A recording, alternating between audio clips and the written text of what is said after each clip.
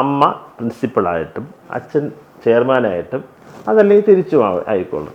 എങ്ങനെയായിരുന്നാലും സ്കൂളിൽ അവർ പൊതുവേ കുട്ടികളെ അടുത്ത് ഉള്ള സമീപനമല്ല. വീട്ടിൽ വരുമ്പോൾ കാണുന്ന പറയുമ്പോൾ കുട്ടികൾക്കത് ഒട്ടും അങ്ങോട്ട് ഉൾക്കൊള്ളാൻ പറ്റില്ല, സഹിക്കാൻ പറ്റില്ല. അതുകൊണ്ട് അധ്യാപകരായിട്ടുള്ളവരാണ് പലപ്പോഴും ഏറ്റവും കൂടുതൽ കുട്ടികളെ വീടുകളിൽ സ്ട്രിക്ട്നെസ് കാണിക്കാറുള്ളത്. അത് കാണിക്കാൻ പാടില്ല. കുട്ടികളെ അവരുടെ വഴിക്ക് വിട്ടാൽ അവരവരുടേതായ രീതിയിൽ പഠിക്കുകയും അവർക്ക് കഴിയുന്ന രീതിയിലുള്ള മാർക്ക് വാങ്ങട്ടെ. ഇന്ന് ഈ കാലത്തെ വാസ്തവത്തിൽ ഒരുപാട് സ്റ്റഡീസ് തന്നെ പറയുന്നുണ്ട്, ഏറ്റവും ഉന്നതമായ മാർക്ക് വാങ്ങിയവർ ജീവിത വിജയത്തിൽ അവർ വളരെ പുറകിലാണ്.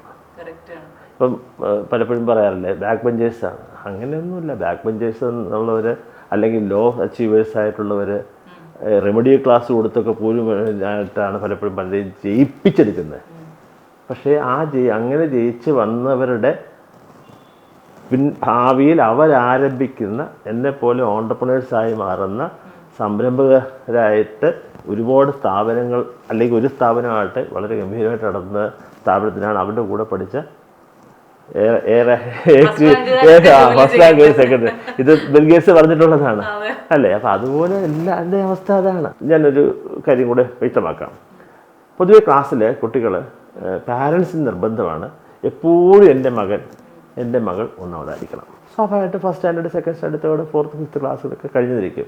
6, 7, 8 അത് കഴിയാതിരിക്കും.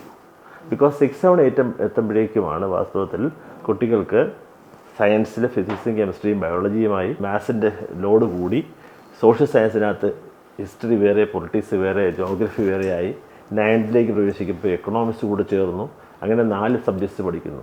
ഇതെല്ലാം പഠിക്കുമ്പോൾ അതിനനുസരിച്ചുള്ള പഠനഭാരം, സിലബസിൻ്റെ വർധനവ് മൂലം, അതുപോലെ ഈ പറഞ്ഞതുപോലെ ബൈഫർക്കേഷൻസ് വന്നു കഴിയുമ്പോൾ സബ്ജക്ട്സിൻ്റെ എണ്ണം കൂടുമ്പോൾ കുട്ടികൾക്ക് പഠിക്കാൻ വളരെ പ്രയാസമേറും.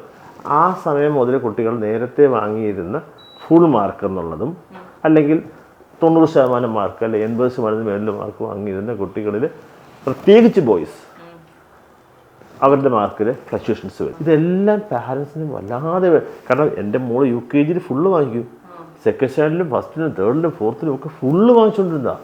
ഇപ്പം സ്കൂളിലൊന്നും പഠിപ്പിക്കുന്നില്ല, സ്കൂളിലെ ടീച്ചേഴ്സ് ഒട്ടും നന്നായി നോക്കുന്നില്ല. ഇതാണ് പരാതി.